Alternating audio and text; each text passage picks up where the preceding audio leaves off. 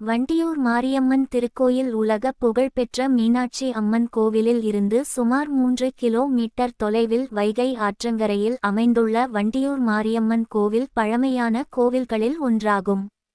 கோயில் நகரமான மதுரையின் கிழக்கே அமைந்துள்ளது இந்த மாரியம்மன் கோயில் ஆகும். இக்கோயிலுக்கு வடக்கே வைகை ஆறும், தெற்கே மாரியம்மன் தெப்பக்குளமும், மேற்கே தியாகராசர் கலைக்கல்லூரியும் அமைந்துள்ளன.